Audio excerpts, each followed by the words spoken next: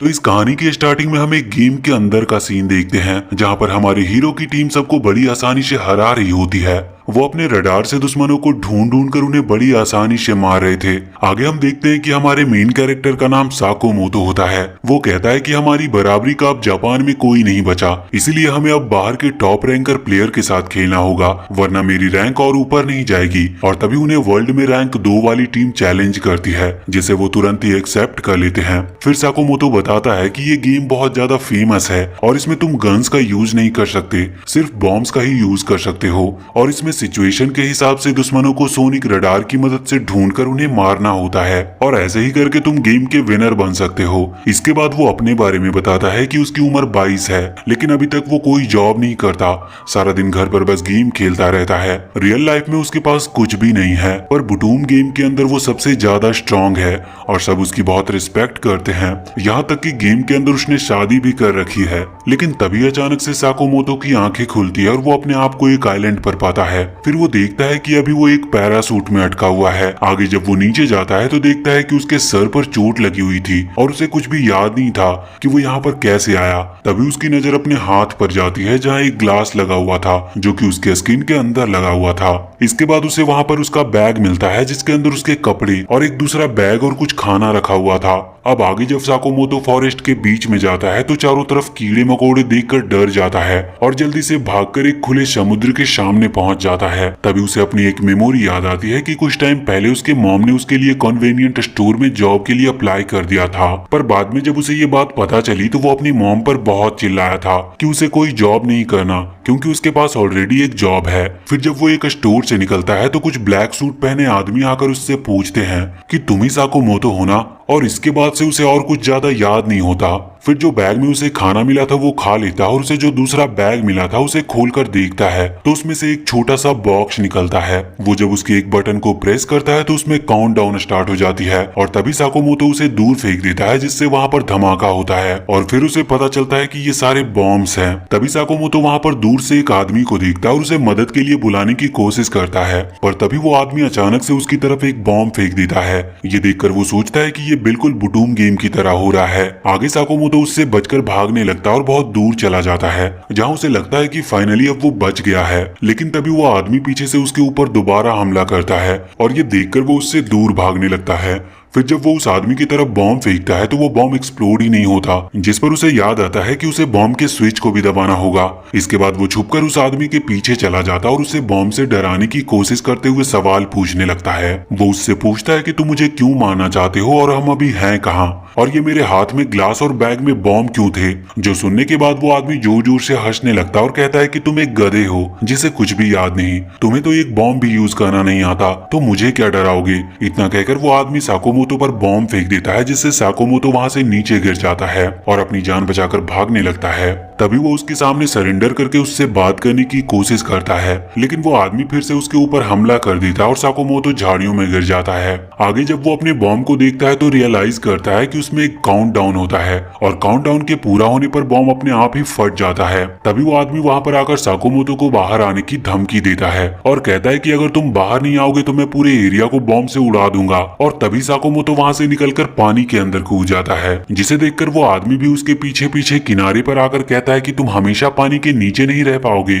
इसलिए जब भी तुम बाहर आओगे मैं तुम्हें आराम से खत्म कर दूंगा। लेकिन तभी उस आदमी के पैरों के नीचे बॉम्ब फट जाता है जिससे उस आदमी के टुकड़े टुकड़े हो जाते हैं। साकोमोतो जब ऊपर आता है तो उसे ये देखकर बहुत बुरा लगता है क्योंकि उसने पहली बार किसी इंसान को मारा था। फिर वो उस आदमी के भी बॉम्ब्स को लेकर अपने पास ही रख लेता है। आगे अगले सीन में हम देखते हैं कि पहले जब साकोमोतो अपने रूम में गेम खेल रहा था तब उसकी मॉम आकर उससे कहती है कि मैंने तुम्हारे अंकल से उनके रेस्टोरेंट में तुम्हें जॉब दिलवाने की बात की है, जिस पर वो कहता है कि मुझे अभी जॉब की जरूरत नहीं है क्योंकि मेरे पास ऑलरेडी एक जॉब है। जिसके जवाब में उसकी मॉम कहती है कि ये तुम 2 साल से हमेशा बोलते आए हो लेकिन सारा दिन बस रूम में बैठकर गेम खेलते रहते हो। और ये सुनकर साकोमोतो अपनी मॉम की तरफ अपनी कंट्रोलर फेंक कर उन्हें वहां से चले जाने को कहता है और तभी उसकी नींद से आंख खुल जाती है। लेकिन फिर तभी वो एक लड़की को देखता है जो पानी के पास बैठी थी और जैसे ही वो लड़की साकोमोतो को देखती है तो वो बहुत डर जाती है। इसके बाद हम उस लड़की की स्टोरी देखते हैं जिसका नाम हिनुकू था।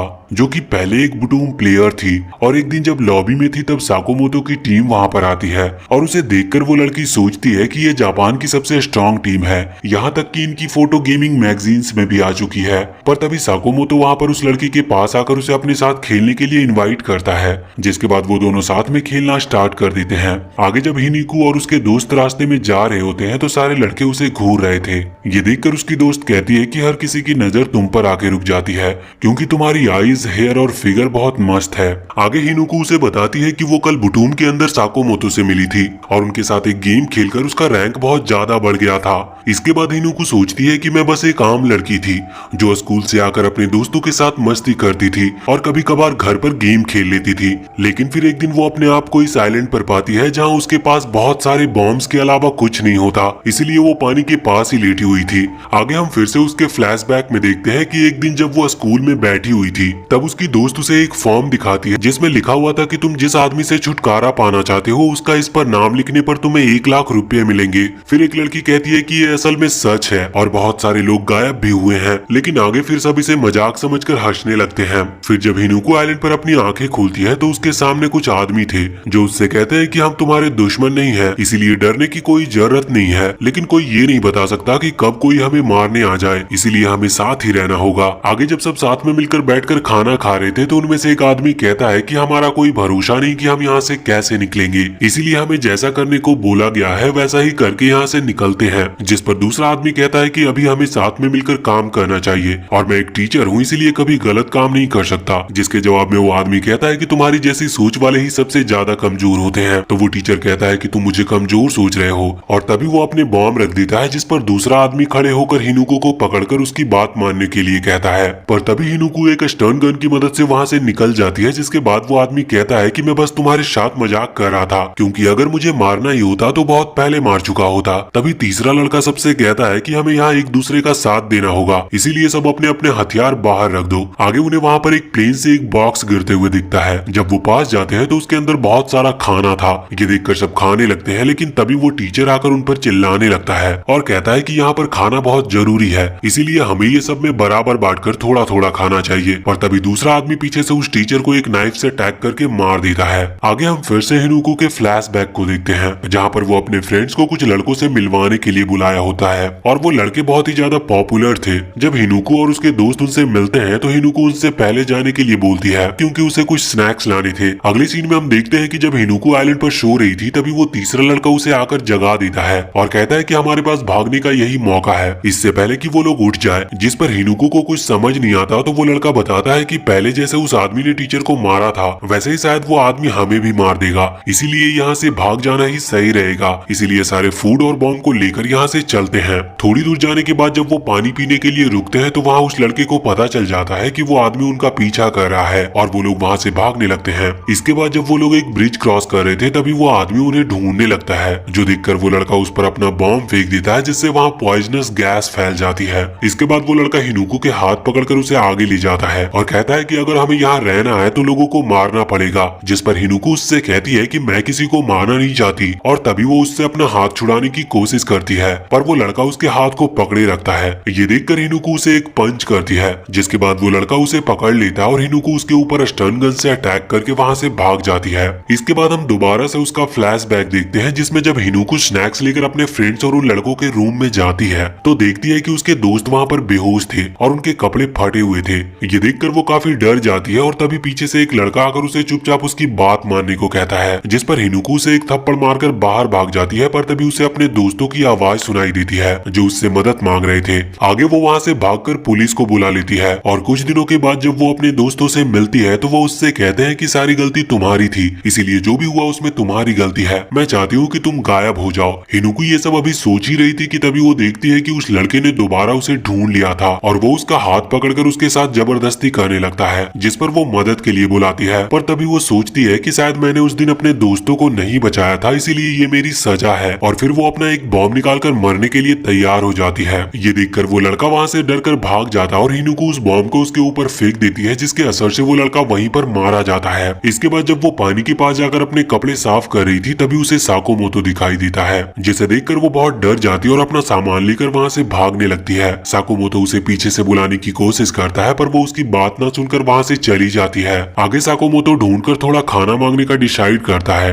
और अपने रडार से उसे ढूंढ लेता है। फिर जब साकोमोतो उस जगह पर पहुंचता है तो वहाँ पर एक और आदमी था जो उसे देखकर बहुत डर जाता और अपनी जान की भीख मांगने लगता है, जिस पर साकोमोतो उसे बहुत सारे सवाल पूछता और वो आदमी जवाब देने के लिए मान भी गया था। फिर वो आदमी साकोमोतो को बताता है कि ब्लैक सूट में कुछ आदमियों ने मुझे किडनैप कर लिया था और जब मेरी आंखें खुली तो मैं एक प्लेन के अंदर था। उस प्लेन में मेरे अलावा और भी बहुत सारे लोग थे। सामने कुछ लोग गन्स लेकर भी खड़े हुए थे। तभी सामने एक बड़े से स्क्रीन पर एक आदमी आकर कहता है कि अभी तुम सब एक बहुत मजेदार गेम के अंदर जाने वाले हो। ये प्लेन अभी एक आइलैंड पर जा रही है जहाँ कोई भी नहीं रहता। अगर तुम्हें वहाँ से बाहर निकलना है तो तुम्हें गेम को पार करना होगा, जिसके लिए तुम्हें अपने दिए गए बॉम्ब से आपस में फाइट करना होगा। तुम सबके हाथ में एक चिप लगी है जिसे तुम जितनी भी कोशिश कर लो उसे निकाल नहीं पाओगे, लेकिन जब तुम्हारी दिल की धड़कन बंद हो जाएगी तो ये अपने आप ही तुम्हारे हाथ से निकल जाएगी और तुम्हें एस्केप करने के लिए एक दूसरे को मारकर 7 चिप्स को इकट्ठा करना होगा। लेकिन तभी साकोमोतो वहाँ आकर उस आदमी को जवाब देने लगता है और ऐसे बातें करता है जैसे कि वो उस आदमी को जानता हो। पर तभी वो लोग उसे पकड़कर स्टर्न गन से सर पर अटैक करके बेहोश कर देते हैं और इसके बाद वो उसे पैरासूट पहनाकर ऊपर से फेंक देते हैं। ये सब सुनकर साकोमोतो समझ जाता है कि वो फॉरेस्ट के अंदर कैसे आया और उसे सर पर चोट कैसे आई थी, पर उसे अभी तक समझ नहीं आ रहा था कि यहाँ के रूल्स बिल्कुल बुटूम गेम की तरह क्यों है, क्योंकि ये एक इत्तेफाक नहीं हो सकता, जिसका मतलब शायद इन सब के पीछे बुटूम के डेवलपर्स का हाथ है। आगे वो आदमी साकोमोतो के पास आकर उससे पूछता है कि क्या तुम मेरे साथ मिलकर काम करना चाहोगे? ऐसी जगह पर अकेले रहने से अच्छा है कि हम साथ में रहे। ये सुनकर साकोमोतो सोचता है कि इसका मतलब हमें साथ में 14 लोगों को मारना होगा। इसीलिए वो उस आदमी से पूछता है कि तुम इस गेम के बारे में क्या सोचते हो, क्या तुम किसी का मर्डर कर पाओगे? जिस पर वो आदमी कहता है कि मैं ऐसा बिल्कुल भी नहीं कर पाऊंगा, एक आदमी को मारना मेरे लिए कोई गेम नहीं। ये सुनकर साकोमोतो सोचता है कि अगर मुझे भी बुटूम गेम के बारे में पता नहीं होता तो शायद मैं भी इसी की तरह सोचता। तभी वो आदमी कहता है कि अगर तुम मेरे साथ टीम नहीं बनाना चाहते तो कोई बात नहीं, वैसे भी तुम अभी बहुत जवान हो तो मैं तुम्हारे ऊपर कोई बोझ नहीं बनना चाहता। पर तभी साकोमोतो उसे पीछे से रोककर उसके साथ टीम बनाने के लिए मान जाता है। इसके बाद वो कहता है कि मेरी एक कंडीशन है, तुम्हें मुझे अपने बॉम्ब्स दिखाने होंगे। अगर मुझे पता होगा कि तुम्हारी बॉम्ब्स किस टाइप के और कितने हैं तो मैं तुम्हारे साथ सेफ फील करूंगा। जिसके जवाब में वो आदमी कहता है कि मैं ऐसा नहीं कर सकता, क्योंकि अगर मैंने तुम्हें ये दिखा दिया तो मैं तुम पर तब तक ट्रस्ट नहीं कर पाऊंगा जब तक तुम मुझे अपने बॉम्ब्स ना दिखा दो, और वैसे भी हमारे पास सिर्फ यही एक वेपन है, इसीलिए मेरे ख्याल से हमें एक दूसरे के वेपन्स को छुपा कर रखना चाहिए। ये सुनकर साकोमोतो शॉक्ड हो जाता है और सोचता है कि ये आदमी बहुत स्मार्ट है। इस गेम को जीतने के लिए सिर्फ गेम में अच्छा होना जरूरी नहीं है, बल्कि दूसरों से कैसे डील करना है ये भी आनी चाहिए। इसीलिए इसके साथ टीम बनाना मेरे लिए फायदेमंद रहेगा। आगे साकोमोतो उसके साथ मिलकर ऐसे ही टीम बना लेता है, जिस पर वो आदमी उसे थैंक यू कहता है और कहता है कि मेरा नाम ताया कियोशी है। इसके बाद आगे साकोमोतो देखता है कि वहाँ पर एक प्लेन से फूड गिर रहा है और वो सोचता है कि इस बार सभी को फूड चाहिए, इसीलिए सब फूड लेने के लिए जरूर आएंगे, जिसका मतलब इस गेम को बनाने वाले हमें आपस में लड़वाना चाहते हैं। आगे जब साकोमोतो फूड की तरफ जाता है तो देखता है कि एक लड़की उससे पहले वहां पर पहुंच जाती है, लेकिन जैसे ही वो उस बॉक्स को उठाती है उसके नीचे से एक बॉम्ब फटता है और उसकी वहीं पर मौत हो जाती है। तभी पीछे से एक और लड़का आकर उस लड़की के हाथ से उसका चिप निकाल लेता है और खाना लेकर वहां से चला जाता है। ये देखकर साकोमोतो समझ जाता है कि उस लड़के ने पहले से वहां पर ट्रैप बनाकर रखा था, क्योंकि उसे पता था कि जब लोग खाने को देखेंगे तो उसे लेने के लिए जरूर आएंगे। अब अगर मैं पहले खाने तक पहुंच जाता तो शायद अभी जिंदा नहीं होता। इसके बाद वो वहीं पर दुखी होकर बैठ जाता है। थोड़ी देर बाद जब कियोशी वहां पर आकर साकोमोतो से पूछता है कि क्या तुम खाना लेकर आए, जिस पर साकोमोतो उससे माफी मांगता है और तभी कियोशी वहां पर उस लड़की की लाश को देखकर शॉक हो जाता है, जिस पर साकोमोतो उसे बताता है कि वहां पर किसी ने एक ट्रैप बिछाया था और अगर मैं उस लड़की से पहले वहां पर गया होता तो अभी तक मेरे टुकड़े हो चुके होते। इसके बाद साकोमोतो खड़े होकर फॉरेस्ट के अंदर इशारा करते हुए कहता है कि वहां पर एक और फूड का बॉक्स है, लेकिन वो थोड़ा दूर है शायद, और बाकी लोग भी उसकी तरफ जा ही रहे होंगे और क्या पता हमारी जान भी जा सकती है उसमें, इसीलिए सिर्फ कुछ खाने के लिए जान देने की कोई जरूरत नहीं है। ये सुनकर कियोशी कहता है कि अभी हमारे लिए खाना नहीं मिलना मरने से कम नहीं है, क्योंकि अगर हम भूखे रहेंगे तो कोई भी आकर हमें मार कर चला जाएगा, इसीलिए अगर हम ये खाना नहीं ला पाए तो आगे भी सरवाइव नहीं कर पाएंगे। और फिर वो लोग फॉरेस्ट में अंदर चले जाते हैं। आगे थोड़ी दूर बाद साकोमोतो एक जगह पर रुककर अपने रडार से चेक करता है तो उसे दूर किसी के होने का एहसास होता है। फिर जब वो लोग वहां से थोड़ा आगे जाते हैं तो देखते हैं कि वहां पर एक लड़के ने एक आदमी को मारकर उसका खाना छीन लिया होता है और ये देखकर वो दोनों हैरान रह जाते हैं। पर इसी के साथ हम इस पार्ट का यहीं पर एंड करते हैं। तो वीडियो अगर अच्छी लगी हो तो चैनल को सब्सक्राइब करके बेल आइकन जरूर दबा ले।